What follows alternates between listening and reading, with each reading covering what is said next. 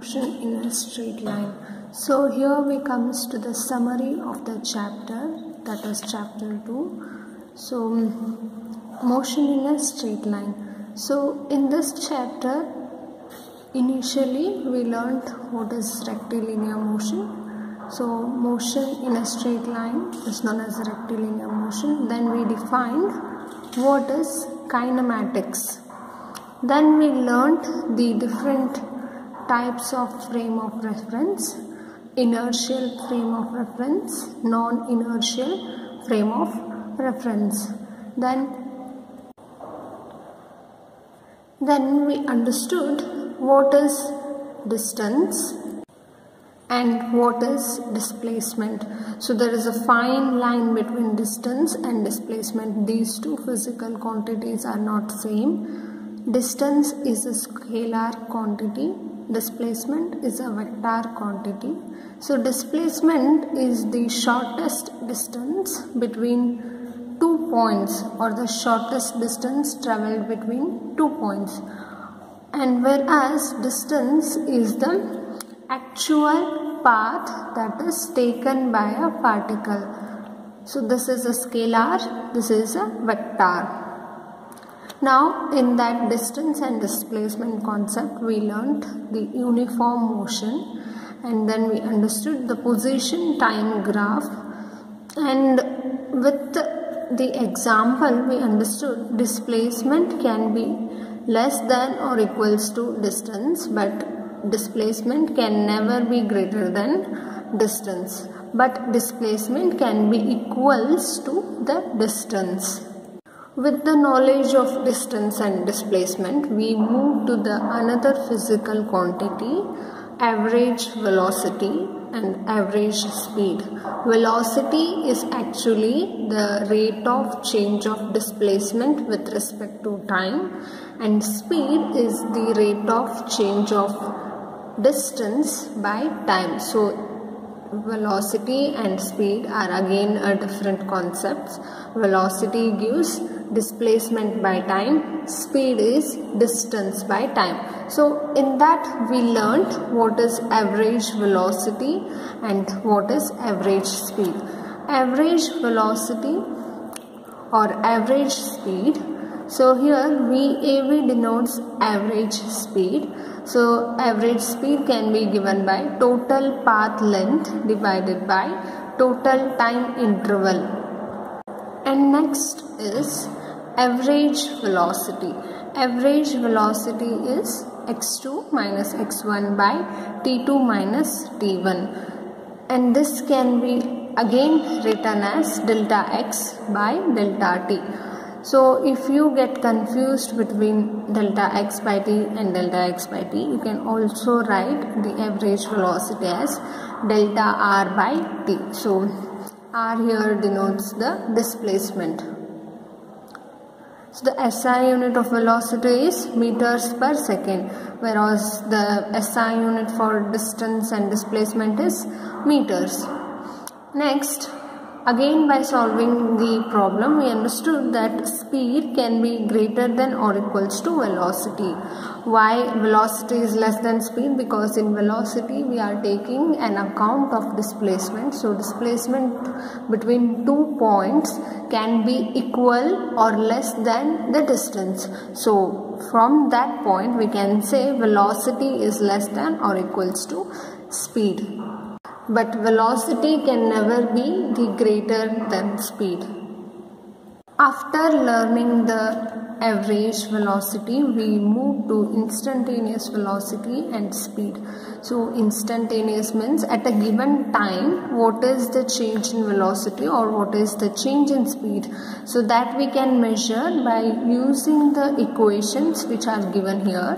So instantaneous means you can measure the average velocity. So in a given path, if you want to measure the velocity at a given time, so that can be done by using the instantaneous velocity. So for instantaneous velocity, v is equals to limit delta t tends to 0 delta x by delta t, so which can be written as dx by dt. So in the last case I also said, so if you get confused between displacement and distance, so you can write for velocity x as r. Now, so instantaneous speed, so for instantaneous speed and for instantaneous velocity the formula is same.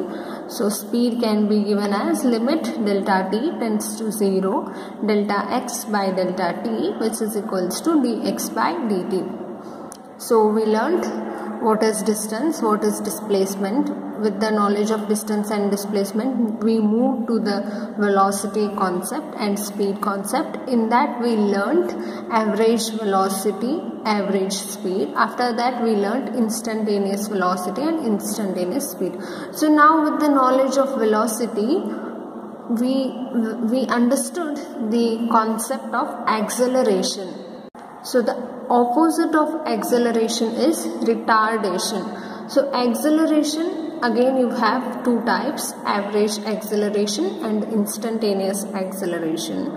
Average acceleration can be denoted as a bar, so which is equals to v2 minus v1 divided by t2 minus t1. So v2 is the final velocity of the particle, v1 is the initial velocity of the particle. So if you take or if you subtract v2 minus v1, then you will get delta v, that is change in velocity.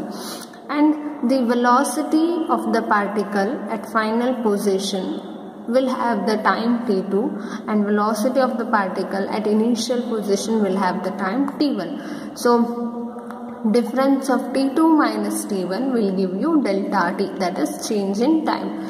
So average velocity can be given as delta v by delta t. So these concepts appears to be very simple, but if you don't understand them clearly, then you will get confused while solving the problems.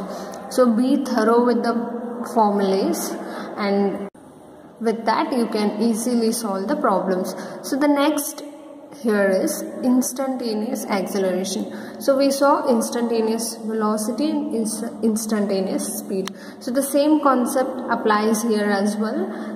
Instantaneous acceleration can be given as a is equals to limit delta t tends to 0 delta v by delta t.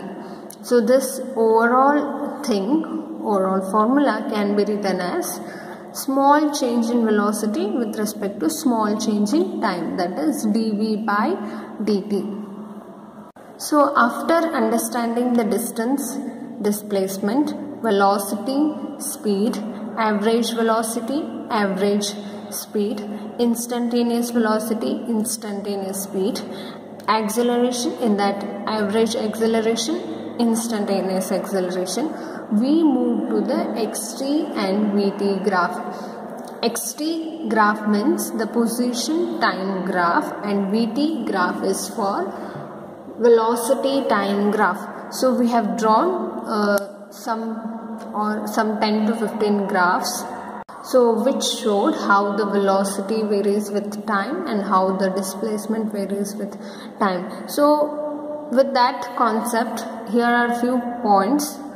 So in graphs, if a linear equation between x and y is there, then it represents a straight line. So for example, if you have an equation like this, y is equals to 4x minus 2, y is equals to 5x plus 3, 3x is equals to y minus 2, then you get a straight line graph. So this is a linear equation. These three are linear equation between x and y, and this, if you draw the graph for this equation, then you will get a straight line graph. And next here is, in the physics you find many a times formula which says like force is directly proportional to the displacement. So if you remove the proportionality constant or if you remove the proportionality, then you will get a proportionality constant, so that can be written as k. So here you can see x is directly proportional to y, and that can be written as y is equals to kx. So for this kind of equation, you get a graph which passes from the origin, and that is a straight line. Now the third point here is, so x is inversely proportional to y. So if you have an equation like this, then you will get a rectangular parabola. No, for if this is inversely proportional, then you will not get parabola, you will get hyperbola in xy graph. So this graph is wrong here, so the right graph is here. So for xy, if x is inversely proportional to y, then you will get a rectangular hyperbola. Next, the fourth point here is, if z is equals to dy by dx. So if you get a physical quantity wherein z is equals to dy by dx, or this can also be written as y by x, then the value of z at any point on the xy graph can be obtained by the slope of the graph at that point. So slope gives the value of z. Now for one-dimensional motion, so if you have the displacement time graph, so the slope of displacement time graph gives the velocity. So we have already drawn the displacement time graph for different types. So the slope of displacement time graph, that is xt graph, will give velocity. So v is equals to dx by dt. So if you take the slope of this xt graph, then you will get the velocity. Then what will happen if you take the slope of vt graph? So vt graph gives the acceleration. So if you have given a graph, let's suppose vt graph, then if you are asked to find the acceleration, then you can directly take the slope of the vt graph and find the acceleration. So these 2 points are important. Slope of displacement time graph gives velocity, slope of velocity time graph gives acceleration. Now next here is area. So area under velocity time graph gives displacement. So now here you are taking the area. Last in point A and B you found the slope, and by finding the slope you can find the velocity and acceleration. But if you have the velocity time graph, then if you take area under the velocity time graph, then what you get is displacement. dx is equals to v dt. Area under velocity time graph gives displacement. And next here is area under acceleration time graph gives what? Velocity. That is dv is equals to a dt. Slope of xt graph gives velocity, slope of vt graph gives acceleration, area under vt graph gives displacement, area under acceleration time graph gives velocity. So these 4 points are again important points. So if you are thorough with these 4 points, then you can easily find what is acceleration if the vt graph is given and what is velocity if xt graph is given. So directly you can solve and you can tell the answer. Next is displacement time graph in uniform motion is straight line passing through the origin. So here he is talking about xt graph in a uniform motion is straight line passing through the origin.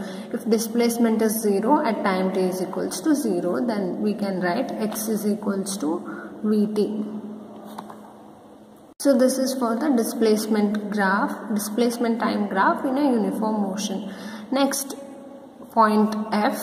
So velocity time graph in a straight line passing through origin in a uniformly accelerated motion if initial velocity is 0, and straight line not passing through origin if initial velocity is not equals to 0. Now here you have velocity time graph.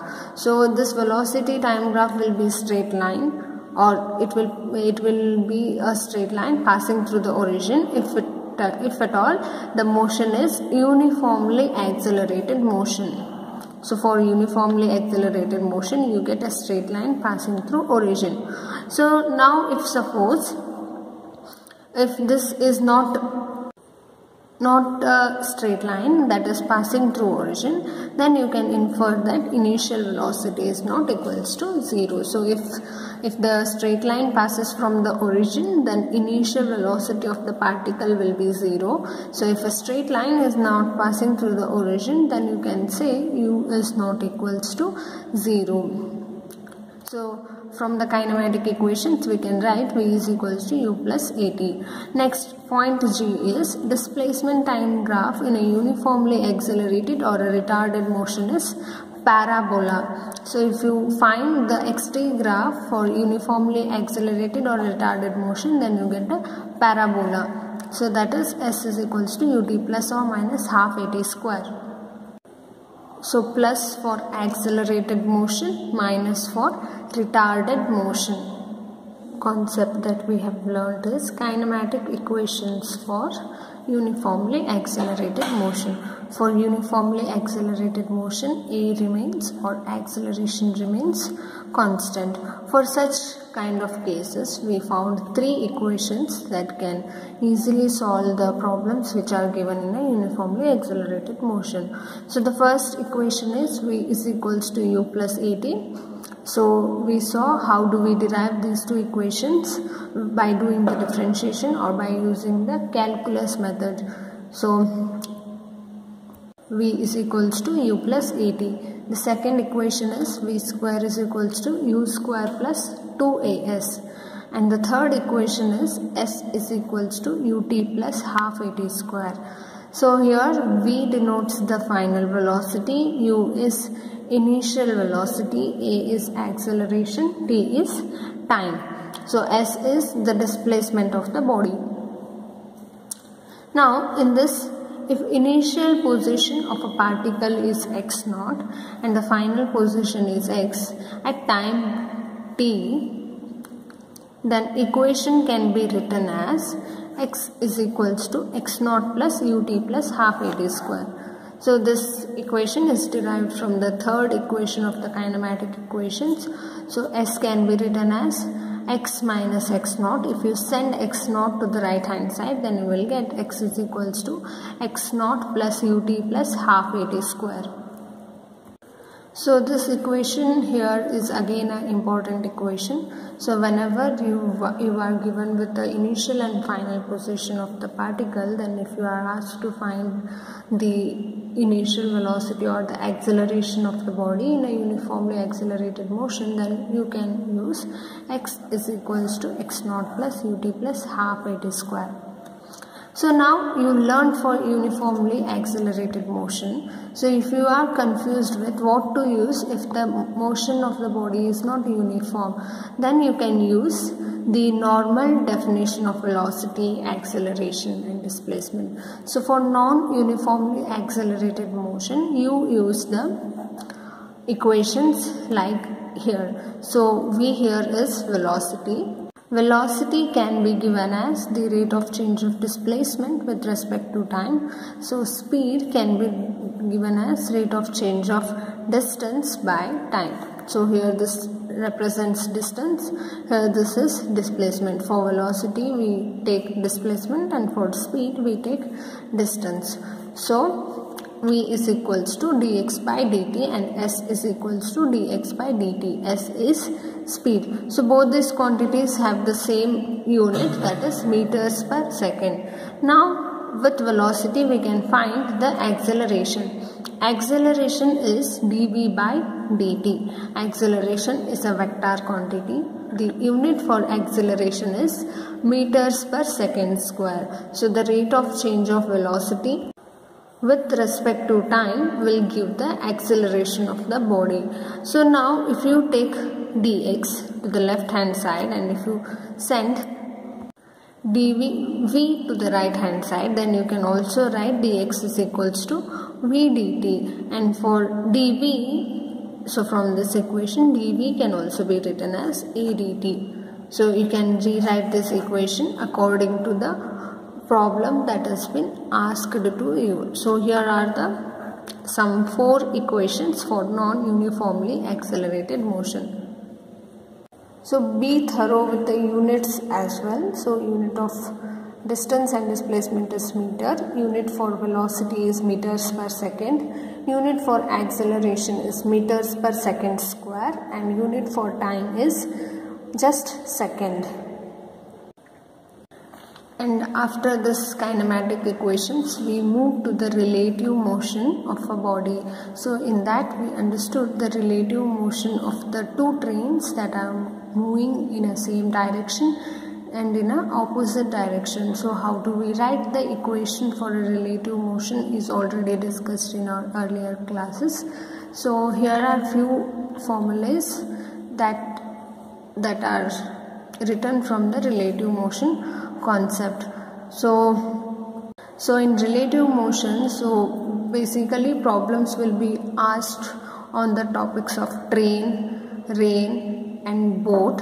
So if you are thorough with this relative motion concept, then you can easily solve those problems. So now here the relative velocity of A with respect to B. So here A represents a train A and B represents train B. Then we can write relative velocity of AB as VA minus VB. Now relative velocity of B with respect to A can be written as VBA, that is equals to VB minus VA. So if you see here, for VAB we are taking the first term of A and second term of B. So from this itself you can directly write the formula. So here A is first, B is second. So take the velocity of A first and subtract it with the velocity of B. Now relative velocity of B with respect to A. So for that B is first and A is second. So first take the velocity of B and subtract this velocity of B with velocity of A. So if you compare both these 2 equations, then you can infer that VAB is equals to minus VBA. VAB is equals to minus VBA. Now after velocity, we learned about relative acceleration. Relative acceleration of A with respect to B. So WRT represents with respect to. So relative acceleration of A with respect to B can be written as AAB. So that is equals to AA minus AB. So here also the concept is same. So here first is A, then first you should take the acceleration of A and subtract this acceleration of A with the acceleration of B. Now acceleration of B with respect to A. ABA is equals to AB minus AA. So from those 2 equations you can write AAB is equals to minus AAB. No, this should be ABA. AAB is equals to minus ABA. So this is all the summary of the chapter that we have learned. So there are 12 to 13 classes for the motion in a straight line chapter. Go through all the lectures and finally you can come to this lecture for the summary of the chapter. Hope you all have understood the motion in a straight line chapter. In the next lecture we will discuss motion in a plane.